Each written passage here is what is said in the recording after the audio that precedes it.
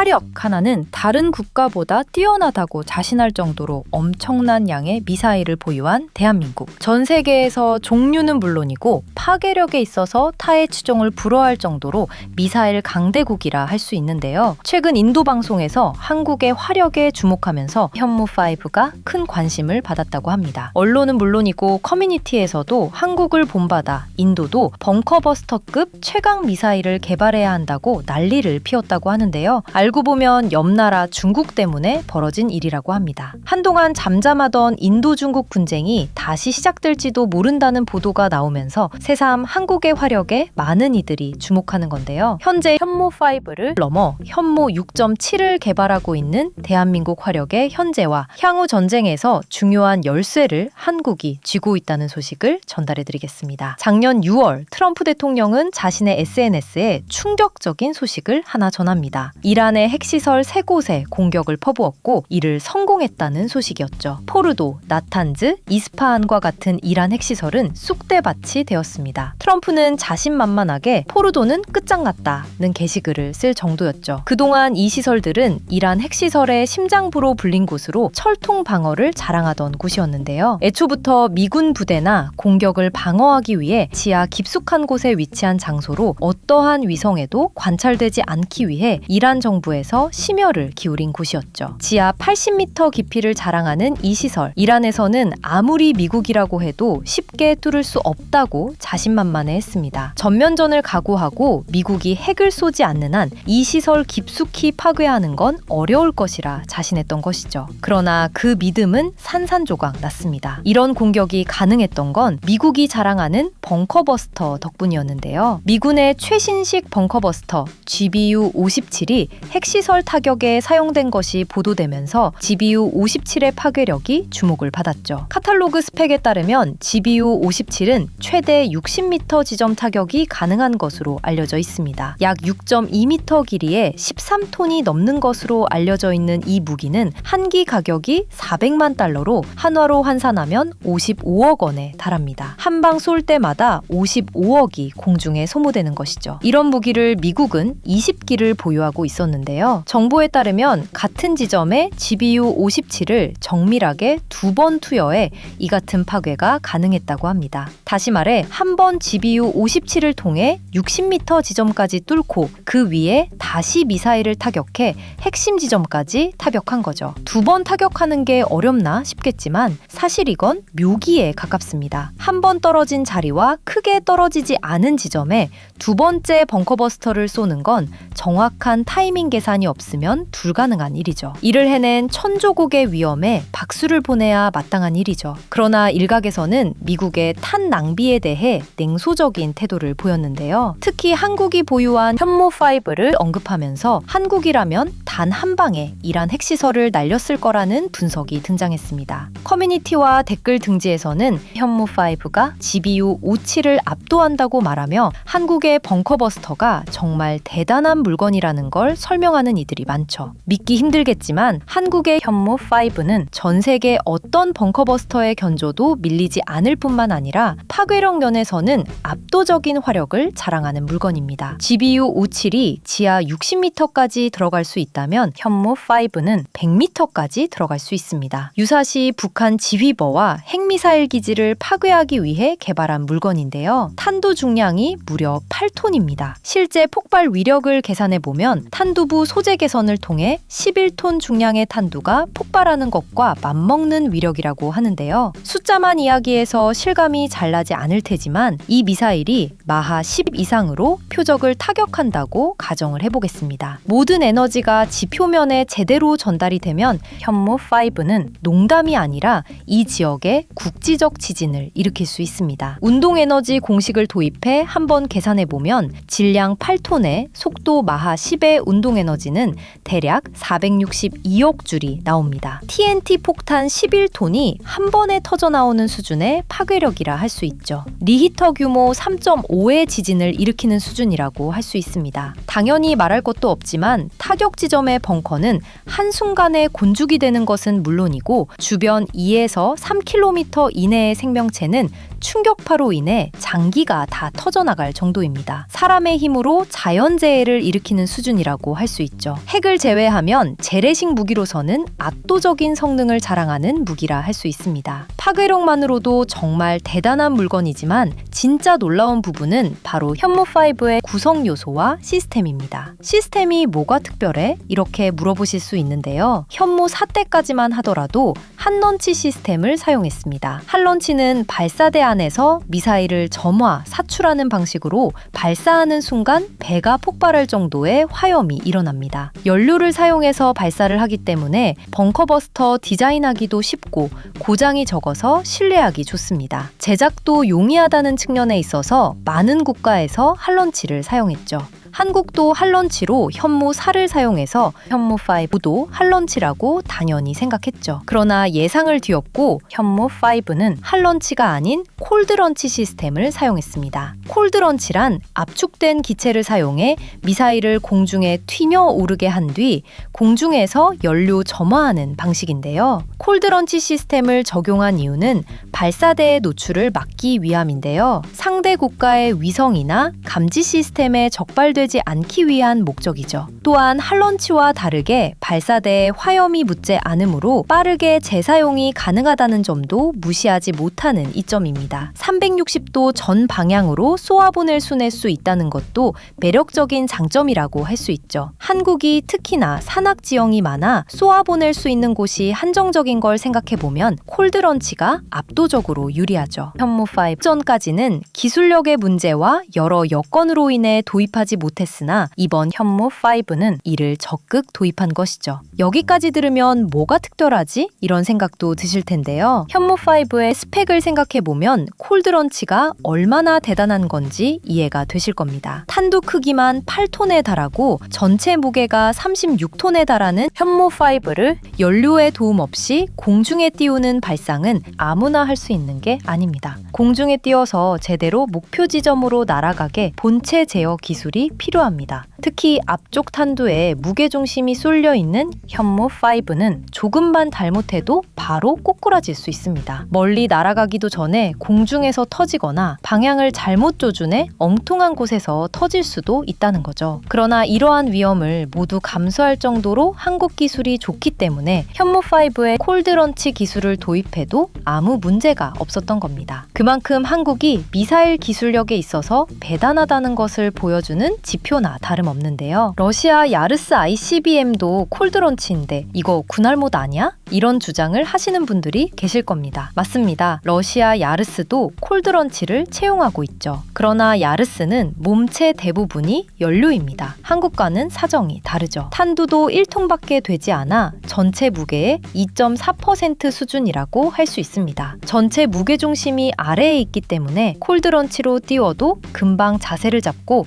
목표 지점으로 날아갈 수 있죠. 그러나 현무5는 그렇지 않습니다. 8톤 탄두는 전체 무게의 25% 수준으로 4분의 1에 해당하는 무게가 앞쪽에 쏠려 있는 구조입니다. 가스 압력 계산이 조금이라도 잘 못되거나 제어 기술에 이상이 생겨 옆으로 기우뚱하기만 해도 대형 참사가 발생하는 구조인 셈이죠. 재료공학과 유체역학이 결합된 고도의 미사일 체계라고 해도 과언이 아닙니다. 미국이나 러시아의 재래식 무기와는 비교도 안 될 정도의 정밀함과 파괴력을 담고 있죠. 이런 대단한 물건을 가지고 있었지만 한국은 이 무기를 적극적으로 공개하지 않았습니다. 핵을 가지지 못했지만 그와 비슷한 수준의 전력을 보유하고자 했던 한국은 비밀리에 이를 개발했죠. 미국의 미사일 사거리 제한 지침 역시 영향을 미쳤습니다. 1979년 이래 42년간 한국은 미사일 개발을 억제당했는데요. 점진적으로 180km, 300km, 800km로 그 사거리를 넓혔지만 여전히 탄두 종량 500kg이라는 족쇄가 차여 있었습니다. 이런 상황이 바뀐 건 2021년이었습니다. 미국과 한국은 한미 미사일 사거리 지침을 완전 해제하면서 현무5를 공개할 적기를 맞이하게 되었죠. 그 이후 한국은 언론을 통해 현무5의 존재를 조심스럽게 드러냈습니다. 군 관계자의 몇 마디 말과 사진, 테스트 결과가 노출되면서 해외 이외의 여러 국가에서도 현무5의 존재를 눈치챘죠. 그러다가 실제로 그 모습이 공개된 것은 2024년이었습니다. 건군 제76주년 국군의 날 행사에서 실체가 비로소 대중에게 공개된 것인데요. 구축의 이동식 발사 차량 TEL 원통형 발사관에 담겨 있었죠. 실제 무기가 개발되었고 테스트까지 완료되었다는 이야기가 있었지만 언제 실전 배치가 될지 많은 군 관계자를 비롯해 일반 시민들도 궁금증을 가졌었는데요. 최근 그 궁금증이 해결되었습니다. 2025년 말부터 현무5가 실전 배치되었다는 소식이 전해진 것인데요. 일선 부대부터 순차적으로 배치되었다는 소식이 언론을 통해 공개가 되었지만 몇 기가 있는지는 명확하게 드러나지 않았습니다. 다만 수십 기는 될 것이라는 이야기가 돌면서 압도적인 화력을 갖춘 현무5는 그 자체만으로도 억제력을 갖춘 대단한 무기가 될 것이라는 분석이 쏟아졌습니다. 그리고 이러한 배치에 대해 주의 깊게 바라본 국가가 바로 인도였는데요. 최근 한 인도 방송은 현무5에 대한 특집 방송을 하며 한국의 화력이 대단하다는 것을 조명했습니다. 오랜 기간 미국에 의존했던 한국이 독자적으로 방어 능력을 구축하려는 것을 보여주는 의사라고 해석하며 현무5의 직접 타격 대상인 북한은 이를 두려워해야 한다고 말했습니다. 특히 북한의 벙커를 주목했는데요. 북한의 독재 정권은 언제나 쿠데타와 외부의 침입을 두려워해 여러 곳에 벙커를 만들어 유사시 몸을 피할 수 있게 정비해 놓는데요. 미사일 타격에도 안전할 수 있게 아주 깊은 곳까지 전기와 물, 식량을 비치해 놓고 고위직들이 오랜 기간 살 수 있게 정비한 곳들이 많다고 전해집니다. 김정은과 그 직계 가족은 설사 핵이 터지더라도 살아남을 수 있게 만반의 준비가 되어 있다는 이야기도 나오는데요. 한국의 벙커버스터는 김정은의 꿈이 헛된 꿈이라는 것을 보여준다고 인도 언론은 꼬집었습니다. 이란의 주요 정치인들처럼 미국의 벙커버스터를 피해 지하로 숨어들어도 한국의 현무5의 타격에 모래처럼 변할 것이라는 분석이죠. 동북아 질서의 흔들림을 가져왔다는 이야기를 꺼내며 대단한 무기라는 말을 남기며 인도 언론은 자주국방의 기치를 잘 보여주는 상징이라고 평가했는데요. 이를 본 인도 네티즌들과 커뮤니티는 한국의 화력에 감탄하는 모습을 보였습니다. 한국 무기 품질 뛰어나지. 저 미사일에 핵탄두를 장착하면 장난이 아니겠다. 저 미사일 진짜 무적일 것 같다. 전쟁 나면 한국이 무조건 승리한다. 특히 북한의 핵과 한국의 현무5가 맞상대하면 한국도 피해를 입겠지만 결과적으로 한국 벙커버스터의 위력에 북한이 굴복할 것이라는 분석도 등장했는데요. 한편 인도 네티즌들은 이런 무기가 자국에도 있어야 한다는 주장을 펼쳤습니다. 사실 인도가 가장 필요한 게 현무와 같은 압도적인 파괴력의 재래식 병기라는 이야기죠. 이런 이야기의 배경은 과거 중국과의 분쟁에서 비롯되었습니다. 히말라야를 중심으로 인도와 중국은 서로 영유권을 주장하며 잦은 마찰이 있었는데요. 인도의 영토에 침입한 중국군이 인도군을 향해 발포를 하거나 위협을 가하는 등 두 국가의 군대는 신경전이라고 평가하기에는 지나칠 정도로 날카로운 모습을 보였죠. 이런 신경전에 제대로 폭발한 건 2020년에 있었던 가란 계곡 충돌이었습니다. 총격이 있었던 건 아니지만 몽둥이를 든 양국의 대결로 인해 유혈 사태는 물론 중상자가 발생했죠. 인도는 중국의 침범에 격분하며 항의했지만 중국은 이를 듣지도 않았는데요. 보다 못한 인도는 국경지대에 자주포를 배치하기 시작합니다. 바로 한국의 K9 자주포를 말이죠. 인도 국경이라고 하지 않았어?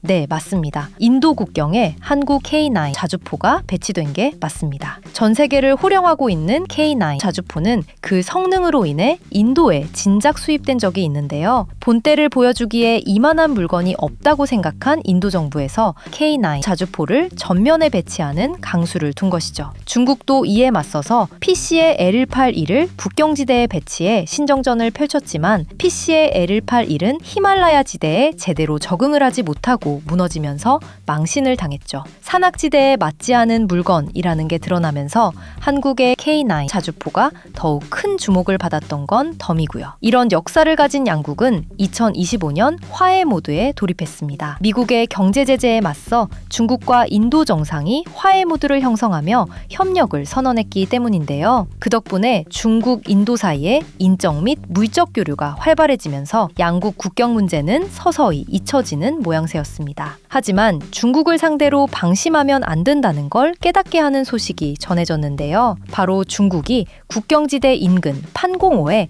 구조물을 설치하고 있다는 것이 들통난 겁니다. 중국이 서해 바다에 자꾸 인공 건조물을 건설하는 것처럼 판공초 근처에 몰래 건조물을 가져다가 설치하는 도중에 발각된 건데요. 호수를 건너는 다리는 물론이고 지하의 벙커도 중국이 몰래 짓고 있다는 사실이 발각되면서 인도 정부는 물론 언론에서도 난리가 났습니다. 분명 협력 분위기로 흘러가고 양국 간 배려로 문제가 해결되는 것처럼 보였지만 중국은 뒤통수 칠 준비를 하면서 몰래 건조물을 짓고 있었던 거죠. 바로 반격을 해야 한다는 말이 나올 정도로 둘 사이 분위기는 급격히 경색되었습니다. 미사일로 대응해야 한다는 주장이 심심치 않게 나올 정도였죠. 그런 가운데 한국의 현무5가 주목을 받은 것이죠. 만약 인도가 현무5와 같은 벙커버스터 미사일을 보유하고 있다면 중국이 감히 벙커 지을 생각을 못했을 거라는 겁니다. 아무리 벙커를 만들어도 지하 100m까지 타격하는 압도적인 파괴력에 무너졌을 거라는 거죠. 인도 네티즌이 지적한 현무5의 또 다른 강점은 바로 재래식 무기라는 점인데요. 핵무기를 운용하고 있는 인도 입장에서 핵은 함부로 사용할 수 없는 무기입니다.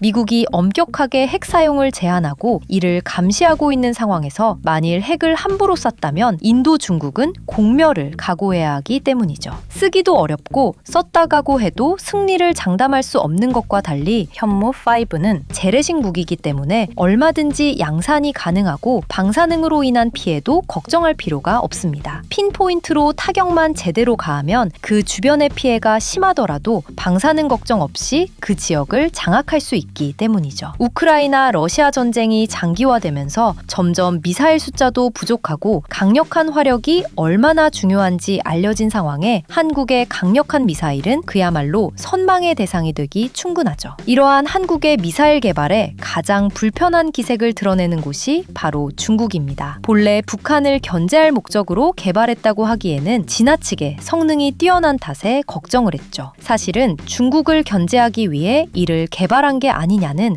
의구심을 직접적으로 던질 정도입니다. 포탄 중량을 8톤보다 낮추면 중국 본토 전역을 타격할 수 있는 미사일이 된다는 것이 중국의 주장이죠. 실제로 탄두 무게를 1에서 2톤으로 줄이면 중거리 탄도미사일 IRBM 수준으로 늘어나며 3,000에서 5,500km까지 타격 범위가 확 늘어납니다. 중국 언론에서도 현무의 가공할 만한 위력과 놀라운 타격 능력에 주목을 했는데요. 중국 관영 펑파이 신문은 현무5 기사를 통해 동북아의 많은 곳이 사정거리에 든다고 분석했는데요. 방공 능력이 부족한 북한을 상대로 너무 과한 스펙이라는 것이 이들의 주장이었습니다. 중국 포털 사이트 시나닷컴 역시 현무를 보면서 둥펑21의 초기 형태와 유사하다고 지적했는데요. 둥펑21은 중국이 개발한 준중거리 탄도미사일 MRBM로 사정거리 1300km에서 3000km까지 이르는 걸로 알려져 있습니다. 인공위성, 무인 비행기, 레이더 등의 도움을 받으면 항모를 직접 타격할 수 있는 능력의 미사일인데요. 항모의 킬러라는 별명을 가지고 있을 정도로 현재 중국의 주요 타격 수단 중 하나라 할 수 있습니다. 현무5를 둥펑21과 비교한 것은 한국이 개발한 미사일이 단순한 벙커 미사일 수준이 아니라는 것을 시사하는 이야기죠. 한국의 도발을 단순한 위협으로만 생각하지 않다는 이야기죠. 특히나 골치 아픈 게 중국의 주요 도시들이 황해를 중심으로 배치되어 있다는 게 문제인데요. 한국에서 쏜 미사일의 주요 타격 범위에 주요 도시들이 포함된 탓에 만약 미국과 중국의 전쟁이 벌어질 경우 미국의 동맹인 한국의 공격을 의식하지 않을 수 없습니다. 지근거리에 배치된 강력한 독침, 한 방에 도시 전체를 초토화할 수 있는 재래식 무기를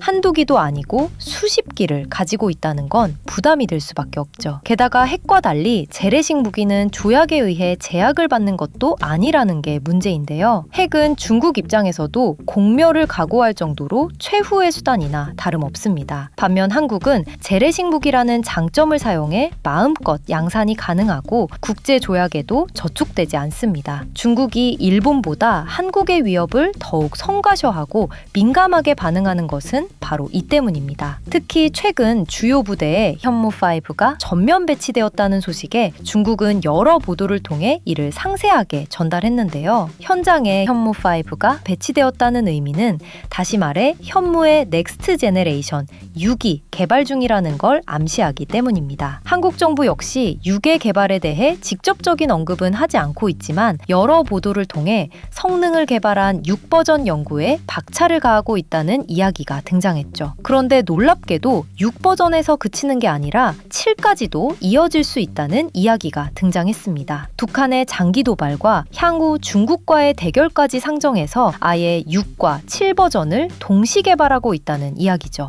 현재까지 나온 정보에 따르면 현무 6은 현무 5의 탄도 용량을 조절해 수천 킬로미터급으로 확장한 장거리 탄도미사일로 구상 중이라고 합니다. 미사일 사거리 제한이 완벽히 풀린 입장에서 한국은 이제 거리낄 것 없이 개발을 이어갈 수 있기 때문에 가능한 일이죠. 현무 7에 대한 보도는 구체적이지 않고 모호한 정보들이 많은데요. 그나마 신빙성 있는 정보들을 종합해보면 극초음속 활공체 HGV 기술을 적용해 마하 5 이상 기동이 가능한 미사일로 개발 중이라고 합니다. 요격 자체를 아예 불허하는 무기 체계를 개발하는 거라고 할 수 있죠. 놀라운 건 파괴력 수준을 높인 상태로 극초음속 활공체 기술을 적용하는 기술 개발인데요. 현무5 수준은 아닐지라도 그보다 낮은 파괴력의 고화력 무기를 마하로 쏘아보내면 사실상 핵보다 더 무서운 무기가 한국 손에 탄생하는 것이죠. 한국형 3축 체계 중 대량 응징 보복 KMPR을 핵심 전력으로 개발 중인 프로젝트라 많은 것이 비밀리에 감춰져 있고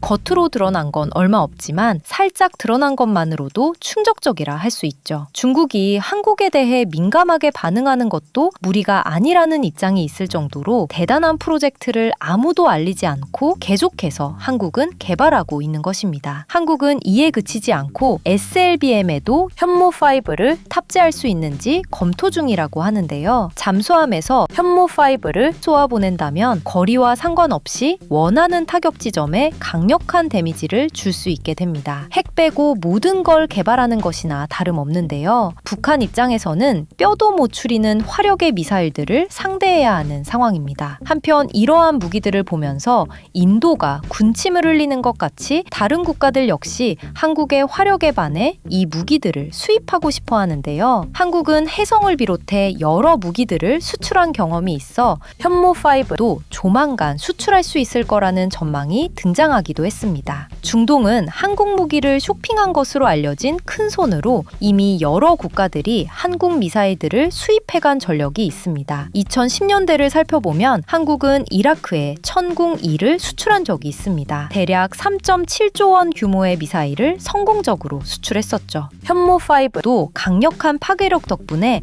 큰 관심을 받아 중동 쪽에서도 이미 여러 차례 무기 구입 타진이 왔었다고 하는데요. 안타깝지만 현무5는 미사일 기술 통제 체제 MTCR 대상이기 때문에 해외 수출이 불가능합니다. MTCR의 경우 사정거리 300km 이상, 탄두 중량 500kg 이상의 미사일 수출을 엄격하게 제한하고 있어 현무는 해당 사항이 없죠. 그렇기에 많은 국가들이 한국의 고성능 벙커버스터를 손가락 빨고 지켜만 봐야 하는 셈이죠. 만약 살 수 없으면 개발하면 되는 게 아닌가? 이런 질문이 나올 수 있는데요. 하지만 말이 쉽지 실제로 이런 수준의 미사일을 만드는 건 아무나 할 수 있는 일이 아닙니다. 현재 한국 현무5와 비등한 수준의 벙커버스터를 소유한 국가는 미국 정도가 전부로 다른 국가에서는 엄두도 내기 어려운 작업인 셈이죠. K9, K2를 비롯한 명품 무기는 물론이고 압도적 화력을 자랑하는 미사일 덕분에 방산 세계에서